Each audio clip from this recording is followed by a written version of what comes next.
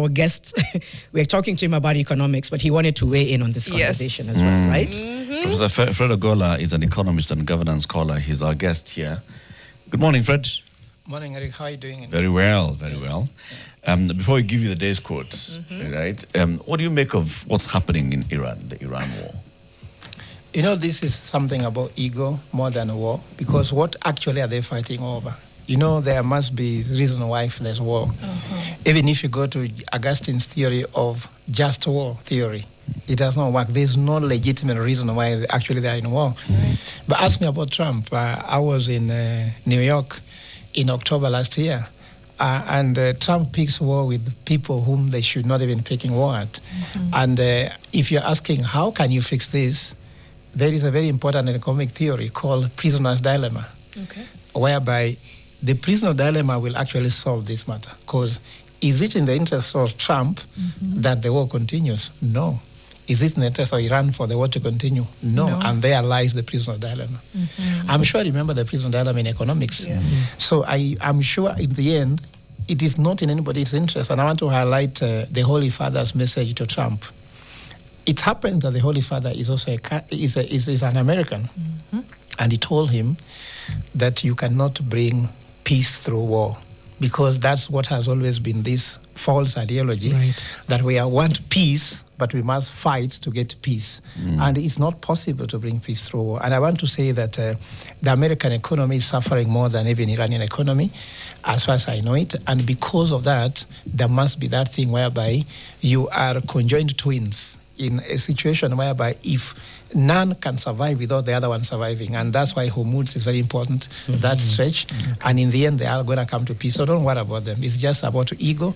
Once your ego has come down, just like a man thinks he can chase a husband, a wife at home, then the wife tells him, excuse me, according to the law, the man leaves first.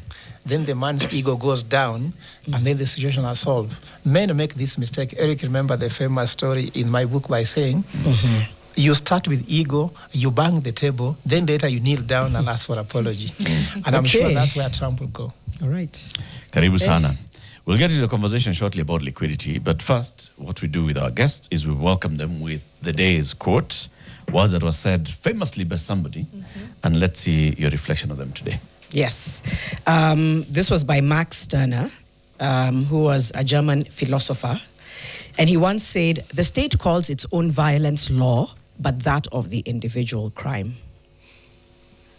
Wow, the state calls its own violence law, but that of individual crime.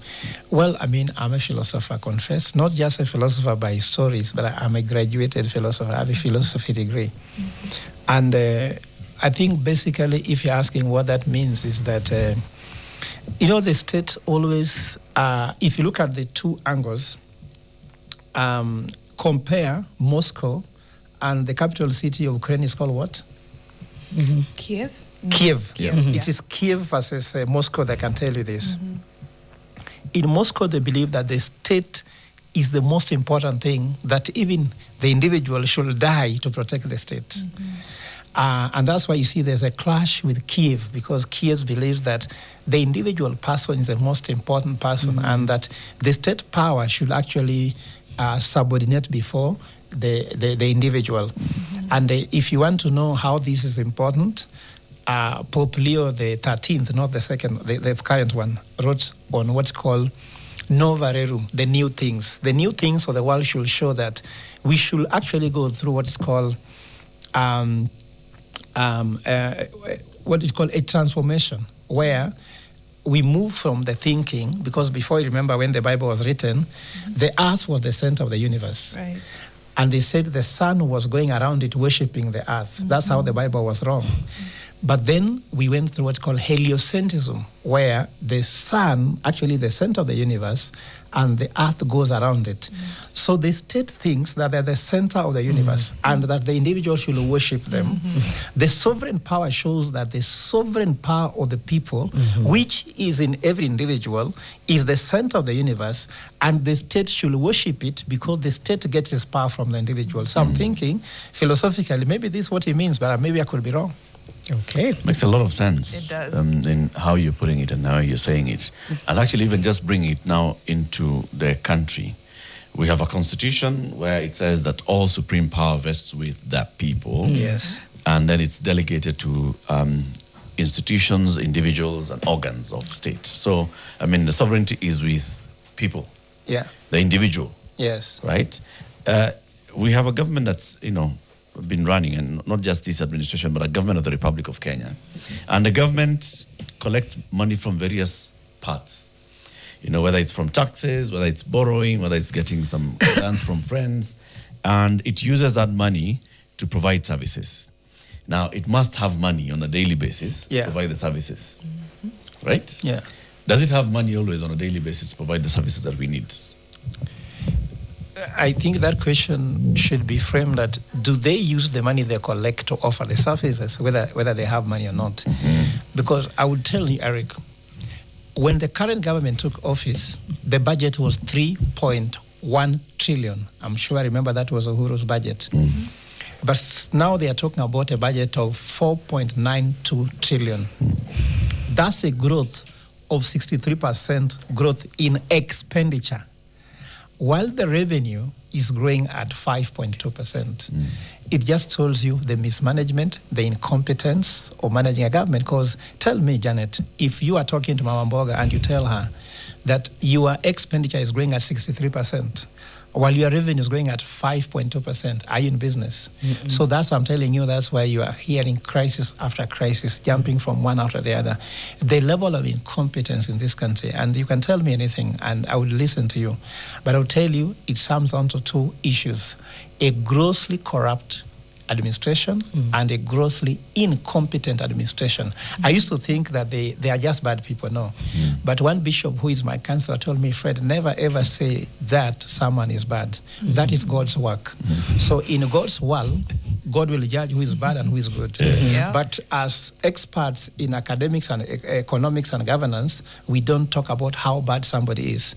We talk about how incompetent or how corrupt they are, because they're either bad or good, they will deal with their creator because the creator is there. It's the ultimate judge. Yeah, Jano, it's also something like we can call you're badly incompetent. Yeah, you're badly incompetent, surely. So you're not saying you're bad. Yeah, you're just badly incompetent. You're badly incompetent. And it's a word you've used before, actually. I think Eric many times has said, give me a stronger term than incompetence when it comes to certain leadership and factions of leadership in this country. And I'll tell you. But I think I really want to talk to Prof a little bit about a few things. Number one is the whole thing about, have we outborrowed to a point of no return? Again, I always say this to Eric and Mariam. I go apocalyptic.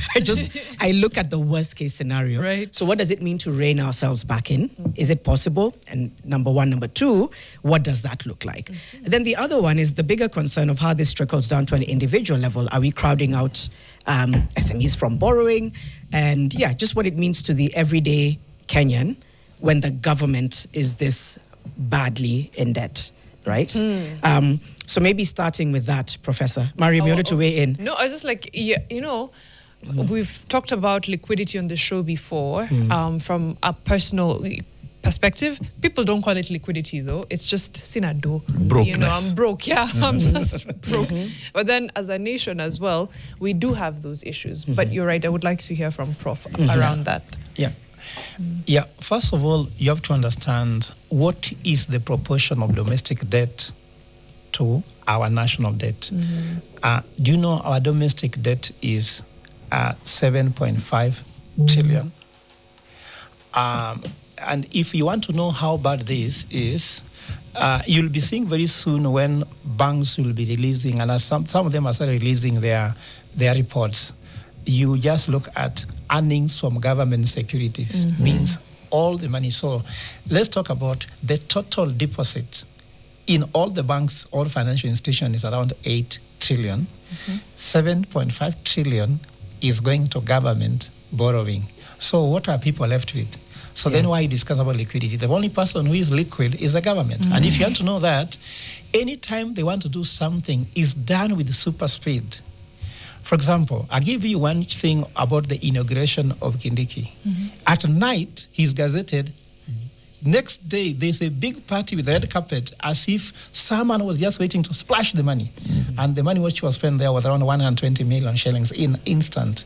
How often, as you a Kenyan, can you splash even 50,000 shillings at a flash? No, you can't. So who is liquid? The government is liquid. But the misnomer the government has is they think when you have money and citizens don't have money, then you have money. But what I would tell them, money thrown at citizens come back to you immediately. Janet, walk out of this place here on this highway, go down there in Moy Avenue, and give out 10,000 shillings to those people who are in the lower cadre, 15 of them. By midday, ask them how much they have. They would have splashed it back to the economy. Give a rich man living in Karen 1 million shillings, and next week he still doesn't know what he's doing with that money. He could have taken either government. It could have not moved to the economy.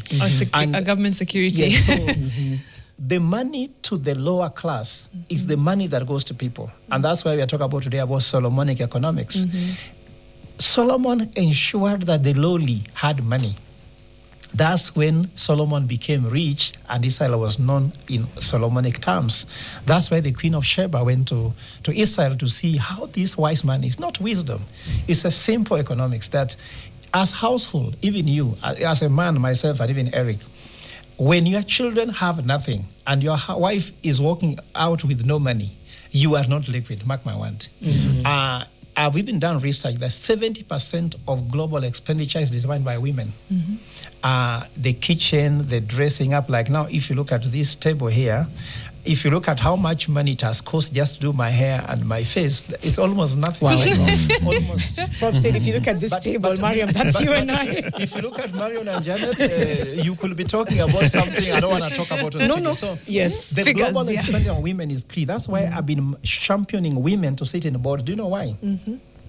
When women design products in the board, they get it right. Because, for example, Eric, if you're in the board, you're designing about cosmetics. What do you know about cosmetics? Nothing. You know nothing. But you know the cosmetics and beauty industry is the largest industry in Kenya because no one can say they don't consume them. Even the little oil you put on your face is from that sector. Women have a lot of say. So I'm trying to say, when you take money to that large population of people, then people are good. And I want to give you an example here in Kenya. You know, people discuss about how was Kibaki able to finance education in Kenya. Our Kibaki is economic advisor. And we said that if you give us free primary education, what will happen is that the money people spend, because we did research and found that there's 12,500,000 households in Kenya, they spend on average 28,000 shillings per child per household per year. And there's an average of 4 children per household. So if you give them free education, it's like telling them that 28,000 times 4 is your money. Now they used to spend on clothes. That's to say revenue collection went up because you are giving people. It's a stimulus. It's like you throw money out there and the money comes back to you by evening. So I want to tell anybody who is thinking they know economics in Kenya running this economy, please, always think about how money goes to the people. You saw Uhuru's kazi kwa vijana. You see all those things. Linda Mama was also meant that the woman who used to go to deliver in a hospital, if you pay for her the hospital bill, what will she do with the money she would have spent in hospital? She would have bought a cloth. She would have bought an earring. She could have gone maybe to pay school fees for a child. So I'm trying to say that there's a way on which if you give people money, you get back. And in fact, the Bible says, in giving that you receive. Look at all the river or lakes in Kenya which don't remove water. They are actually toxicated. But freshwater lakes are the lakes that receive and give. So we have a government that looks like a non-freshwater lake. They only take. They do not give. And that's why we are having liquidity problems. Do we have liquidity problems? Yes, Eric. Yes, we do. So wait, maybe Eric. Maybe Eric's fine. That's what you're going to say. No. Because Fred, you said the government is liquid. It is very liquid, right? Yeah. And it's the people who are illiquid. Yes. Okay. And I'm asking, do we actually then have a liquidity problem? No, we because have the a government leader- is spending. we have a If the government is leadership liquid, problem. it's spending. We have a leadership program. Now listen here. Anytime any calamity takes place that the state should be involved, have you seen the supersonic speed? I'm sorry to mention this because it breaks my heart. When Raila Odinga passed, within hours there's a plane rushing to India to pick him, isn't it? Within no hours there's a state funeral. And those people said, bury me within 48 hours. They can even bury them in 1 hour. They'll make that money. For you, right in your will as a poor man, bury me within 2 hours or even 2 weeks. No one cares. Some people are in the mortuary for 100 days. They've never been buried. If you go to city mortuary, there are people being thrown out, just being thrown away, that there's no liquidity to bury them. But the state can do anything they want with the money. They have the money. And Eric, just allow me to explain where am I coming from. You know, these countries' mega issues is debt, inflation, unemployment, and high interest rate. And this speaks a lot to the issue of liquidity. When there is a debt, when the state overborrows, like the way they're overborrowing, they're taking away money that people could have. Could you imagine if money was oxygen, where the state takes more and leaves citizens with just a few? Do you know how many people could have died? So just imagine liquidity as oxygen. That's oxygen in Karen is more than oxygen in Kawangware or in Huruma. That's what liquidity should be seen. So by breathing in and out, that's why God brought it very important. Breathe in and out. When you breathe in, you take. Out, you give out. And when you give out and you take in, then there's a circulation. That's why they have never been in balance of air. But these people, what they want is they breathe in and they take. Remember the 500 million shillings that was there? That was breathing in without wanting to breathe out.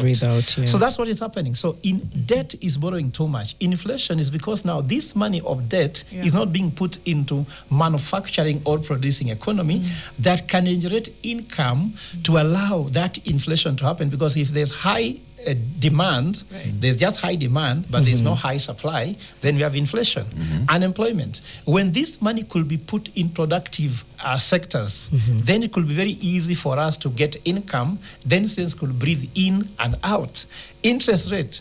When the state is borrowing and competing with Mama Mboga in interest rate, some of them are taking loans from Shylocks, which they pay with the 1,000% interest. So these are some of the challenges we are having. And Eric, remember when we were in another show, when you were launching Solomonic Economics, I told people that in the book of Isaiah, God sees all these problems you're talking about. And God asks, whom shall I send? But now citizens don't send the right person. Citizens send the wrong person to take care of their coffers. To sort out the issues. Yeah, to sort out the issues. So this Let me just bring it back to Jano's question. Have we borrowed ourselves out of existence? Was it out of existence? Yeah. Have we borrowed to a point of no return? To a point of no Look, return. for every 1 shilling that the revenue that we earn from revenue, 69 cents in Africa, not just Kenya, goes to repayment of debt. And that's where it becomes a problem now. That takes away money from development. For example, how much money goes to education when every 69 cents goes to repayment of debt? How much goes to healthcare? How much goes to food security? And how much goes actually to building infrastructure we need? So because of that problem, we have an issue. Like now, I was arguing with somebody who is in the government. We are borrowing money to build Mau Summit Rironi Road. And we have been told by politicians that development means building a road, which for me is not the case. Because there's some development that does not make sense. And he was telling me, like even my brothers from Kisumu are saying, they're very happy that the president is taking the railway to Kisumu, then to Malava. Then I asked them one question. Do you know the implication of taking the railway to Malava? It means what? All the clearing and forwarding jobs, the dry port will go to Kampala, and Museveni will move the clearing and forwarding that used to give Kenyans businesses to Kampala. And that's why you saw when the coastal people heard that we are moving the SGR to Naivasha and the dry ports to Nairobi and Naivasha, they have been crying. The parents say, we are returning back the port. What is the port? The port is not like a physical thing. The port is that business around the clearing and forwarding, all that freights and all this handling and insuring and the rest. So when this thing goes there, Uhuru Kenyatta and Raila launched that port in Kisumu, that opportunity to go there. Then I told them, as far as I'm concerned, Janet, does economy grow by, first of all, building roads and then factories come? Or when you build factories, factories will force the building of the road? Is it the chicken or the egg? As far as I'm concerned, we had to build the basic infrastructure to set up factories. Now we need to, this 200 billion, which is going to build the Maurironi Summit, should actually go into setting up factories that can give jobs now. Because what's happening is, St. Francis says that the person dying of hunger is dying of hunger now. So if you're waiting to finish SGR so that someone can set up a factory, then that money cannot go to the people, and liquidity remains a problem, because who is going to build that road? You have your It's gonna be priorities a foreign wrong. person. We do need to go into a break. Yeah. We do need to go into a break. That's chicken and egg, I think, It is. it's a really good way to think about it, right? Right. Yeah. I'm also thinking macros versus micros. And when we come back, I want to talk about that, because again, when and a lot of other economists will tell you, come on, look at the numbers, look at our inflation rate, look at our exchange rate. So yeah, the macros are good, they're solid, but what's missing? Let's talk about that when we come back from the break. Hashtag is Fixing the Nation and TV. Love it. A bit of feedback. Alex Mayore is appreciating Professor Ogola's breakdown of complex economic issues into simple concepts that even us Kawaida Kenyans are able to understand the state of our economy, and appreciates the professor, saying he's an asset to the nation. Ask Jeremy if the professor is still on his presidential bid after his US tour. He went silent. Ayota Tuambia. The Kikombe, professor breaks down economics in such simple ways. Me, I'm here sitting, just wishing I was taught tax in my early days in school. Tulikosewa haki. True that. The new Nairobi built for tomorrow. It doesn't get clearer than that. That's Charles Ndongo. Okay. In the words of Damian Marley Jr., speak life, don't focus on the bogus. That's Tibbs Muge. But Prof, still on your presidential bid after your US tour? Yeah, sure. You see, let's start from here. I've told you that there was a book of Isaiah where God says, whom shall I send? Isn't it? And I've answered the question, here I am, Lord, send me. Because I believe that the Kenyan problem is economic, it's not political. And that's why telling me who is borrowing as a politician. And who needs to fix the economy? It's the economist. We are talking about going to Singapore, but we are not mentioning that the president of Singapore was chosen because he's the most decorated economist. And I will say this with humility again, that I don't think there's a more qualified economist than me. Why? Because Eric, after writing the Solomonic Economics, I was invited to Fordham University in New York to make a presentation before the world-leading economists and finance heads. There were around 368 of them. I made a presentation in Wall Street, in New York Stock Exchange, in Fordham University. I went to World Trade Center. And that's where I'm coming with the solution now, because if you look at my Twitter handle, Jeremy, Alex, and the rest, you'll see that I've written, President out of office, because I want to start fixing what can be fixed even when I'm out of office. I'm not speaking about something in the future. Alex, Jeremy, joined me in Catholic University on 29th and 30th of this month when we are launching a tool which will give you liquidity as a whole. And allow me just to explain why Solomonic Economics, and that's why we are fixing the nation. You talk about this debt building railway. The economic development has got 5 stages. The first stage and the first form of economy was hunting and gathering, where people just used to go pick maperas, they eat them widely, and hunting and gathering, basically. The second form of economics was agriculture, where people said, instead of just picking, let me now plant in my own farm and pick. Then after that, we went to the third one, which is called industrialization, whereby now you convert agricultural output into something that can be eaten or can be distributed. The fourth one is deindustrialization, whereby the bigger chunk of the economy comes from the service sector. And Kenya, we're there. 62% of the Kenyan economy comes from the service sector, like now media we are consuming now. We go to financial sector like banking, insurance, telcos, name it. And then the last one, we talk about reindustrialization. Now, where you use now data, use technology to now redesign the next economic bloc where I'm believing that we need to go. That's what is Solomonic about this economics, that we don't have to follow what the British followed to become industrialized. Because the British went through this, and that's what I'm trying to say. By believing you shall spur the Kenyan economy by building the railway, you are following the route of the British. What they did 2,000 years ago. By achieving that means we're gonna be behind 2,000 years ago. And with this presentation, it can be 2,000 surely. Yeah, 200 say. I mean, it's 2,000 years behind. I'm sorry, because imagine the railway hit Kisumu in 1903. And now we are taking another railway in the year 2026. So you can tell me we are trying to achieve what the British did in the year 1903. So how far are we? For me, I believe that we should not follow that trajectory. And I believe that with the big data, you remember America is saying they want to export AI. Africa Development Bank has said they are putting a $10 billion fund to finance what is called AI for Africa. Now, what I'm launching at Catholic University is to do with how youths can actually go and earn money by digitizing. I'm bringing Solana from the US to come to Nairobi. They're going to do Solana spaces, build the super teams for Nairobi. There's no super team in Kenya. There's a super team in Nigeria. Nigeria can't beat us because they have no electricity. They have no fiber, the one we have. Kenya should beat Nigeria in AI. And I'm so much interested in that. So Prof, with this I'm getting a bit lost in the conversation, in trying to connect. You know, you're a prof, eh? Yeah. Sasa sisi kama watu kama sisi ambao tuna akili kama hiyo. Mariam, this, what you were saying, you know, the macro and the micro. Yeah.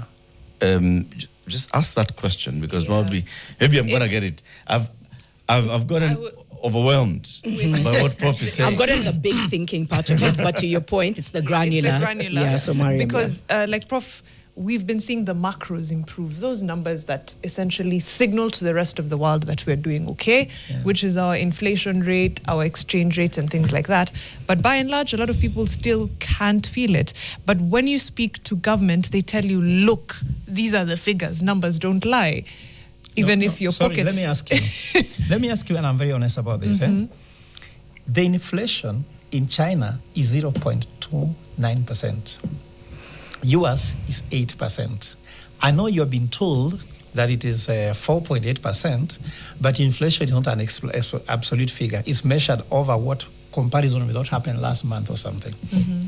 So that's false reporting. That's a false reporting. Do you know that Kenya is number 10 in the world in countries with extreme poverty? That's reported by World Bank. So we are talking about the macro, which is about the wealthy. The economy is growing by wealth. And let me tell you what, you have to distinguish between economic growth and economic development. What's economic growth? Economic growth is how much government is willing to collect revenue from taxation. Like I'm talking about the issue now, we are going to collect something like 3.2 trillion from revenue. But the economic development means that we're using that money. How much do you spend so that you can have education? Because development measures outcomes like education. For example, transition from primary to secondary to university. It's also measured in how much jobs are being created. It's also measured into how much can you access goods of like food, healthcare, transport, among other things. So if you look at the outcome of that revenue growth, they are terrible. Because unemployment in Kenya is now 60% among the youth. So where is the money going? I'm telling you, you need to put this money into building industries so that Kenyans can get jobs. Now, we are having challenges with healthcare. People are really suffering. So what is that money doing? So that's why for us, somebody asking running for president, I've come with what called the Evolve Doctrine. It's about creating 100,000 jobs per county using agricultural production. Simple. By getting 50,000 acres per county, you just employ 2 youths per county, you have 100,000 youths employed per county. With that, you solve all the problems I'm talking about. 50,000 acres, 2 youths working in 50,000. Yeah. No, two youths per acre, I'm assuming. Two youths per acre with 50,000 acres. Where are you getting the 50,000 acres in a county? Go to Migori, you can even get 2,000 acres. Whose land? Fallow. You can go to... Whose land? Community land, public land, private land? That is not neither here or there. Where are we getting money? Where are we getting land to build affordable housing? Do you know that prisons itself have a lot of land? What I'm trying to say, there's land is there. Land is there. You can actually use community land. Those are now goes to details of land policy, which can be passed in parliament and the rest. But I know that land is there in big numbers. And we are not talking about something complex. If you just do avocado, just have a simple avocado per acre, you can produce enough. I've done the months that I know how many trees per acre you can get, how many fruits per tree, per month, per year. I'm just giving a simple example of an avocado. I'm trying to tell you, these guys are not thinking, they overthink about economics. But I'm trying to say, once you do that, you know, with one silver bullet of creating 100,000 jobs per county, you can generate in PAYE a revenue of 7 billion per month to offer free education and free healthcare. It's a simple arithmetic. And with that production, you solve the debt issue. Because there's no borrowing if you can actually produce. And actually you can repay. Then also inflation is lower because the more supply you bring, you outbalance demand and you lower the inflation. Unemployment, 100,000 youths per county, and then lastly, interest rate.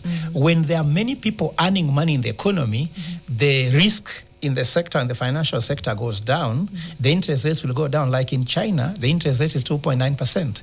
In the US, it's 4.9%. For you, are doing 28%. How can you produce something in Kenya and compete in the global market when your interest rates are that bad?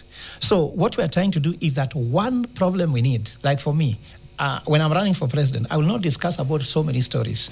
I will give you a job, 100,000 jobs per county. And there's a formula for that in Solomonic economics. So once we can do that, we can discuss other things later. Because as we continue discussing about whether we're building a road or the railway, we don't want to know. These people want to know how many jobs will the railway produce if you are doing. And I don't mean casual jobs.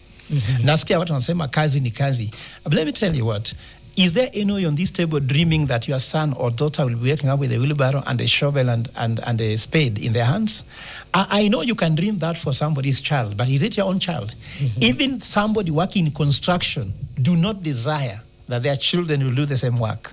And we must create decent jobs for decent Kenyans, and that's my belief. So macroeconomic are doing well if you only discuss in the Kenyan borders. If you do benchmarking, you are so much behind because even the Kenya, I heard them saying the currency is doing well. The dollar has depreciated by 11% over the last 4 years. So when you talk about the dollar and the Kenya shilling, does not work. If you want to know that our shilling is not doing well yet, compare with the rand. Compare it with the Tanzanian currency, compare with the Ugandan currency. So you are being boxed inside here by somebody who is giving you a pipe thinking. So they want to pipeline you, pigeonhole you, and make you think that you are doing well. You're not doing well. If you have never eaten somebody's eggs in a neighbor's house, you may think your mother is a good cook. The cook we have in Kenya doesn't know how to cook.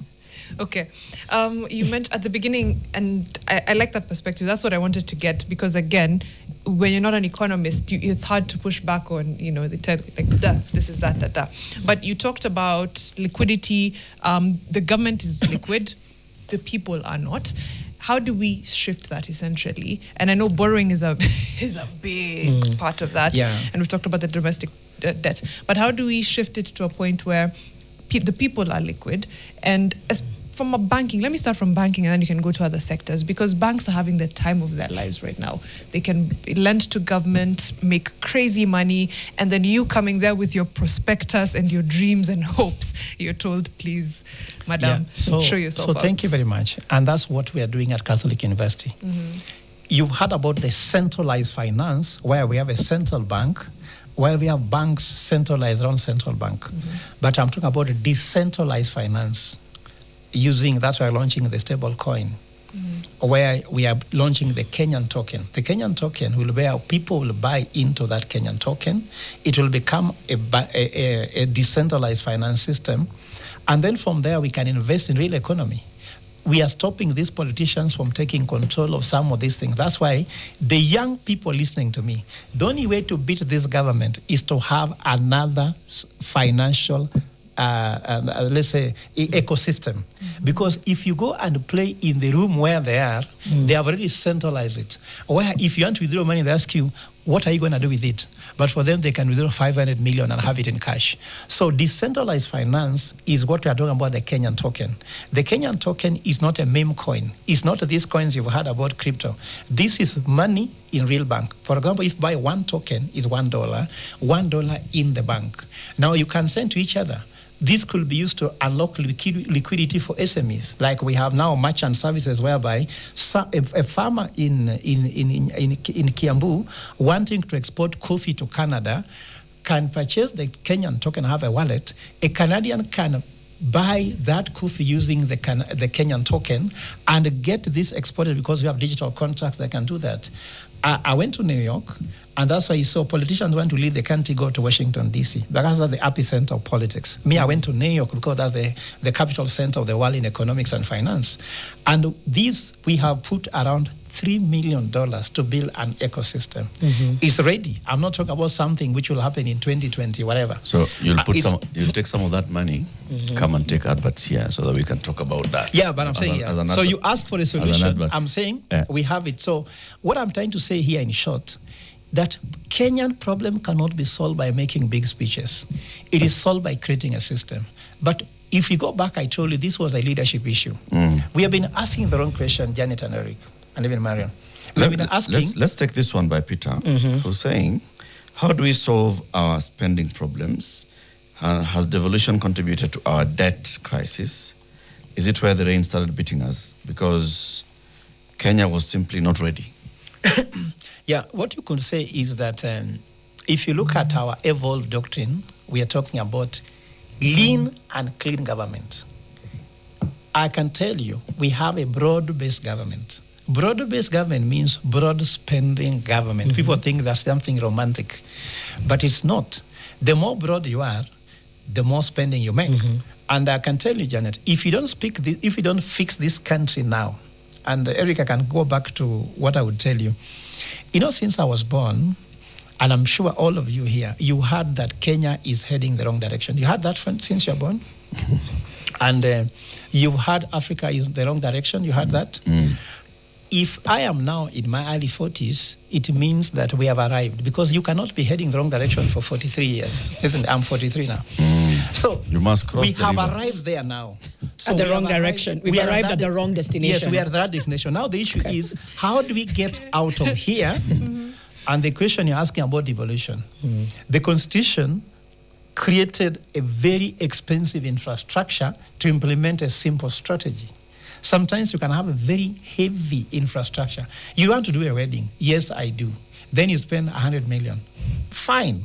But then what's the value of this yes, I do? If you can't live with this woman or this man, then you have done nothing. You could have spent more money trying to know whether he's a right woman or a good woman, whatever it is. But you spend a lot of money to do an expensive wedding. So Kenyans, we spent a lot of money to come up with a very expensive constitution, which we need to reduce. Like now, governors have rights of how many cars they can buy in a year. You know that the Constitution provided for. MPs nominations, where you nominate, I don't know how many people. Parliament looks like a marketplace, isn't it? All these things must be lean and clean. We are talking about countries like Canada, Australia. Go and look at the structure of the government of Australia. Now look at when fuel started going up on the issue of this war between Iran and Iraq. What has the US? What have they said? US and Iraq. What have they said? They are removing excise duty on fuel to stabilize the fuel prices. What has their president done? You ask him, isn't it? Me, I don't know him. I've never met him. I don't know him. I don't want to talk about him. And in fact, I don't want to meet him because I don't think that he's not heard what I'm saying. So you compare the decisions being made by such a government. Lean and clean means you can make faster decision. Response time is good, isn't it? But also you have data. But here, we are not making data-driven decisions. So how do we solve our spending problem, Prof? The spending problem is simple, that we need to have a system like digitization. Talk about digitization. Does citizens really participate in budget-making process? It's very opaque. It must be very transparent how we do our budgeting.